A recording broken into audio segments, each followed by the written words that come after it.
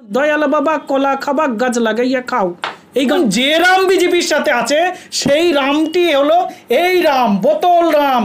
আরে বোতল রাম হলো বিজেপির সাথে আছে, কারণ এই বোতলের জোরে তাদের কাছে লোক আসছে, বোতল খাচ্ছে, বোতল ফেলছে। ধর্মতলায় মিটিং হলে রামের ছড়াছড়ি, সব রামের বোতল, অন্য কোনো ব্র্যান্ডই নেই। জয় শ্রীরাম। আর এই দেখুন এই লাল, জয় শ্রীরাম। এই সদ্য কলিগকে হারানো অবস্থায় তারা অসহজ পালন করছে, তারা প্রকাশ করছে যে আমরা অসহজ পালন করছি, আর চিকেন বিরিয়ানি খাচ্ছে, তারা নাচ করছে। কী ধরনের কী নাচ, আমি তারা গান শুনছিলাম না। এখানে শহীদ দিবসে পাগলু ডান্স বা যে ডান্স আপনি বলুন না কেন, শুভেন্দু অধিকারী আজকে যে কালীঘাট অভিযানের ডাক দিয়েছিলেন, এখানে উনি ফেঁসে গেছেন ডাক দিয়ে। আসলে শুভেন্দু বাবুদের বা বিজেপিদের এদের নিজস্ব কোনো লোক নেই। এরা কি করে, বিভিন্ন জায়গা থেকে লোক ভাড়া করে নিয়ে আসে, 370, 72 টাকা, 75 টাকা পার ডে রোজ হিসাবে লোক নিয়ে আসে। এবার হয়েছে কি, ওখানে অন্য কোনো একটা সংগঠনের আজকে মিটিং হওয়ার কথা ছিল, এবার সেই সংগঠনটাও মিটিং ক্যান্সেল করে দিয়েছে। শুভেন্দুবাবুরা ভেবেছিল যে পুজোর বাজার, টাকা পয়সা এখন কম, ওই সংগঠনের মিটিংটা যদি কালীঘাটে হয়, সামনে আমি গিয়ে ব্যানারটা নিয়ে দাঁড়িয়ে যাব, ওই বিজেপির ভারতীয় জঞ্জাল পার্টির যে ব্যানার, সেই ব্যানার নিয়ে দাঁড়াবো, আর পিছনের লোকগুলোকে দেখাবো সব বিজেপির লোক। এই ধান্দাতে শুভেন্দু অধিকারী আজকে ওখানে কালীঘাটে একটা মিটিংয়ের আয়োজন করেছিলেন, কিন্তু হয়নি, কারণ ওই সংগঠনের মিটিংটা ক্যান্সেল হওয়ার সুবাদে ওই মিটিংটা ওদের ক্যান্সেল হয়ে গেছে। ব্যাপারটা হচ্ছে যে এতবার নবান্ন অভিযান ফেল হলো, কালীঘাট অভিযান ফেল হলো, কি এইটা অভিযান করার উদ্দেশ্য কি? মুখ্যমন্ত্রী হতে চাইছে? দেখুন, শুভেন্দু অধিকারী তো প্রথম থেকেই মুখ্যমন্ত্রী হতে চান। দিদির দয়ায় তাকে অনেকগুলো দপ্তরের চেয়ারম্যান, অনেকগুলো মন্ত্রণালয় তাকে দেয়া হয়েছিল। এরপরেও তার লোভ থেমে থাকেনি, লোভ আরও চাই, আরও চাই, আরও চাই। তখন দিদি কী করলো, যে এরকম লোভী লোক এরকম দলের মধ্যে রাখা যাবে না। দিদি তখন তাকে দল থেকে বহিষ্কার করলো এবং তাকে বিভিন্ন মন্ত্রণালয় থেকে তাকে রিজাইন দেওয়ার জন্য বললো। শুভেন্দু অধিকারী চলে গেল। শুভেন্দু অধিকারী সব জায়গায় একটা কথা বলে, কি বলে, আমি সব ছেড়ে দিয়ে এসেছি, আমার ওখানে ওই ছিল, আমি লাত মেরে চলে এসেছি। শুভেন্দু অধিকারীর এই যে ভাঁওতাবাজি কথাটা, এটা আমি প্রমাণ দিচ্ছি ওটা ভাঁওতাবাজি। কারণ ওই শুভেন্দু অধিকারীকে দেখা গেছিল 5 লক্ষ টাকা কাগজে মুড়িয়ে নিচ্ছে।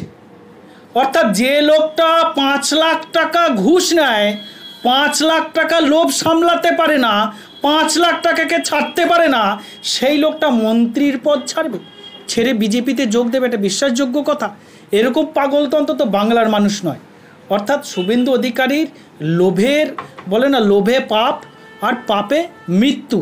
শুভেন্দু অধিকারীর রাজনৈতিক মৃত্যু খুব শীঘ্র ঘনিয়ে আসছে। ওর যে বাবা অমিত শাহ আর জ্যাঠামশাই নরেন্দ্র মোদী ভাবছে যে আমার বাবা জ্যাঠা আমার পিছনে আছে, আমার ভয় কি, রাম লক্ষ্মণ বুকে আছে, ভয়টা আমার কি? হ্যাঁ, এটা ভাবছে শুভেন্দু অধিকারী। শুভেন্দু অধিকারীর দশা খুব শীঘ্র শনির 7.5 হতে চলেছে। শুভেন্দু অধিকারীর কপালে শনির 7.5 অলরেডি শুরু হয়ে গেছে। প্রত্যেকটা যতগুলো ওরা কনসেপ্ট নিচ্ছে, যতগুলো প্রকল্প করছে, প্রত্যেক জায়গায় ফেলিওর হয়ে যাচ্ছে। নবান্ন অভিযান ফেলিওর, ডাক্তারদেরকে ব্যবহার করা ফেলিওর, যা কিছু করছে সবেতেই ফেলিওর। আপনি দেখুন 2024 ইলেকশন ফেলিওর। এখন তো ভগবান শ্রী রামচন্দ্র, মানে বিজেপি যদি রামের নাম নেয়, ভুলেও যদি বিজেপির কোনো নেতারা রামের নাম নিচ্ছে, তাহলে পরে সেই জায়গায় হেরে যাচ্ছে। অযোধ্যায় রামের নাম নিল, অযোধ্যা হেরে গেল। সজল ঘোষ গত বছরে রামের মন্দির করলো, দুর্গাপুজোর থিম, সজল ঘোষ হেরে গেল। অর্থাৎ রামের সাথে এদের একটা সম্পূর্ণভাবে বিচ্ছিন্ন হয়ে গেছে। রাম এখন আর বিজেপির সাথে নেই, সেটা প্রমাণিত হয়ে গেছে। এখন যে রাম বিজেপির সাথে আছে সেই রামটি হলো এই রাম, বোতল রাম। আরে বোতল রাম হলো বিজেপির সাথে আছে, কারণ এই বোতলের জোরে তাদের কাছে লোক আসছে, বোতল খাচ্ছে, বোতল ফেলছে। ধর্মতলায় মিটিং হলে রামের ছড়াছড়ি, সব রামের বোতল, অন্য কোনো ব্র্যান্ডই নেই। জয় শ্রীরাম। আর এই দেখুন এই লাল, জয় শ্রীরাম। এই যে ওরা মদের ঘরে জয় শ্রীরাম বলছে, পাবলিক ভাবছে ভগবানকে ডাকছে না, পাবলিক ভাবছে ভগবানকে ডাকছে না, উনি জয় শ্রীরাম বলছে। আরে বাবা, রাম রাম, বোতল রাম। তো ভগবানের সাথে ভগবান রামের কোনো সম্পর্ক নেই, এখন ওদের সাথে বোতল রামের সম্পর্ক হয়ে গেছে। তাই এরা এখন হয়েছে সব এক একটা বোতল বাবা, বিভিন্ন জায়গায় বোতল দেখাচ্ছে, লোক আসছে, বোতল দেখাচ্ছে না, লোক আসছে না। এরা গোয়াল ঘরে গুতুগুতি শুরু হয়ে গেছে। আমি দেখছিলাম বিজেপির রাজ্য অফিসের মধ্যে তালা মেরে দিচ্ছে, বিজেপির রাজ্য নেতাদের জুতের মালা পরিয়ে দিচ্ছে মহিলা নেত্রী, বলছে আমাকে ধর্ষণ করা হয়েছে, আমাকে পদ দেওয়ার লোভ দেখিয়ে আমার সাথে ধর্ষণ করা হয়েছে। বিজেপির 56 জন এমপি যাদের বিরুদ্ধে ধর্ষণের অভিযোগ, তারা বলছে ধর্ষণ হয়েছে, আমরা বিচার চাই।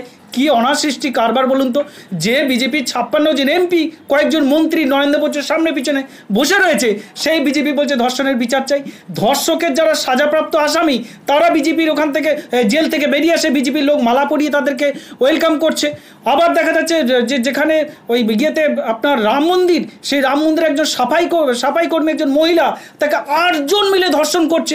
ধর্ষণের সাথে সরাসরি যে পার্টিটা যুক্ত, ধর্ষণ পার্টি নামে প্রায় পরিচিত, মানে ভারতীয় জঞ্জাল পার্টিটাকে এখন ধর্ষক জঞ্জাল পার্টি হয়ে গেছে, ভারতীয় ধর্ষক পার্টি হয়ে যাচ্ছে। অর্থাৎ এই ধর্ষক পার্টির সাথে, ধর্ষকদের সাথে একটা সমানে মিলতাল রেখে যারা চলে, তারা বাংলায় একটা যে ধর্ষণ হয়েছিল আমাদের যে বোনটার সাথে যে ঘটনা ঘটেছে, তার জন্য যারা বিচার চাইছে, খুব ভালো কথা, তারা বিচার চাক, কিন্তু পাশাপাশি রাম মন্দিরের যে মেয়েটির সাথে ধর্ষণ হয়েছে তার জন্যও বিচার চাই। 56 জন এমপির এগেনস্টে ধর্ষণের মামলা রয়েছে, বলুন সেই 56 জন এমপির ফাঁসি চাই। হিম্মত আছে ভারতীয় জনতা পার্টির? এই সমস্ত ভাঁওতাবাজি, টুপিবাজি, মিথ্যাবাদী বাংলায় চলবে না। বাংলার মানুষ বুঝে গেছে, দেখতে পেলে পারে পিছনে গরম শিকের চাকা দেবে, আর এদিকে তাড়িয়ে মারবে পাবলিক। সম্প্রতি ডাক্তারদের আন্দোলন ব্যবহার করতে না পেরে বিজেপির অনেক নেতামন্ত্রীরা গেছিল সেখানে, তাদেরকে গো ব্যাক স্লোগান দিয়ে অভিত গাঙ্গুলি থেকে শুরু করে লকেট, তারপর কি নাম যেন, অগ্নিমিত্রা পল, অনেককে গো ব্যাক স্লোগান দিয়ে আন্দোলনকারী ডাক্তাররা তারা তাড়িয়ে দিয়েছিল। তারপরে রেগে গিয়ে শুভেন্দু অধিকারী বলেছিল ওরা তো ডাক্তার না, ওরা একটা মাল। প্লাস আবার গতকাল দেখলাম দিলীপ ঘোষও রেগে ডাক্তারদেরকে যা না তাই ভাষায় আক্রমণ করেছে। এই যে নিজেরা কাজে লাগাতে পারলো না বলেই কি গালাগালি করছে ডাক্তারদের? দেখুন, এখানে যে ডাক্তারগুলো, যারা ডাক্তার নামধারী যারা করছিল, এখানে দিলীপ ঘোষ একটা কথা বলেছে, আমি শুনেছি, যে নাটক হয়েছে। তো এটা সত্যি দিলীপ ঘোষ যেটা বলেছে, সত্যিটা নাটক হয়েছে, বিচার চাইনি। কারণ বিচার যদি তারা চাইতো না, দেখেছেন আরে দয়ালা বাবা কলা খাবার মতো কিরম নাচ দেখেছেন স্বাস্থ্য ভবনে, কি নাচছে তারা, হুট্টগোল, কি নাচ, উদম নাচ, জড়াজড়ি করে নাচ। এইবার কি নাচ? অর্থাৎ নাচ যেখানে, আনন্দ ফুর্তি যেখানে, বিরিয়ানি যেখানে, সেখানে কোথায় বিচার? অর্থাৎ এই ডাক্তারগুলো একটা অন্য তালে ছিল। এই ডাক্তারগুলোর সাথে কারা যুক্ত? অনিকেত মাহাতো। সে কোথা থেকে এসছে? এসইউসিআই সে সংগঠনের নাম কি? এসোসিয়ার একটা সংগঠনের সাথে অনিকেত মাহাতো সরাসরি যুক্ত। কী নাম সংগঠনের নাম? All India democratic student organisation.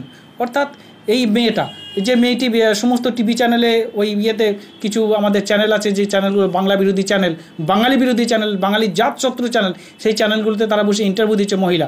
সে মাওবাদীর একটা নেত্রী, তার ফ্যামিলি পরিচয় দেখলে দেখা যাচ্ছে সে মাওবাদী পরিবার থেকে বিলং করে এবং মাওবাদী একটা সংগঠনের সাথে যুক্ত। অর্থাৎ এই ডাক্তারগুলোর সাথে সরাসরি মাওবাদী বাম যুক্ত। এদেরকে বিজেপি ভেবেছিল যে আমরা কাজে লাগাবো। এবার হচ্ছে এরা মাও এবং বাম, এরা অনেকটা হলেও বিজেপিকে কখনো পছন্দ করছে না। যখন পছন্দ করছে না, তখন তাদেরকে দেখলি গো ব্যাক। তাই তাদেরকে আবার পরবর্তীকালে দেখা যাচ্ছে তাদের রাজ্য অফিসে ডেকে পাঠিয়ে তাদেরকে ম্যানেজ করার জন্য তাদেরকে পয়সা দেওয়া হচ্ছে। রাজ্য অফিসে ছবি ফাঁস হয়েছে, ভিডিও ফাঁস হয়েছে, আমরা দেখেছি। আবার তাদের মধ্যে গুতগুতি দেখা যাচ্ছে যে তারা জোর করে চাপিয়ে দেওয়ার চেষ্টা করছে যে তোমরা মুখ্যমন্ত্রীর সঙ্গে দেখা করলে পারে সুপ্রিম কোর্টে তোমাদের হার হয়ে যাবে, অমক হয়ে যাবে, তমক হয়ে যাবে, অনেক গল্প শুনেছি। অর্থাৎ এই ডাক্তারদের এই আন্দোলনটাকে সিপিএম বলছে আমরা হাইজ্যাক করব, বিজেপি বলছে আমরা হাইজ্যাক করব। আর যারা ডাক্তার নামে যারা ভেগধারী যারা ছিল, তারা প্রত্যেকেই বামফ্রন্ট এবং তারা মাওবাদী সংগঠনের সাথে তারা সরাসরি যুক্ত।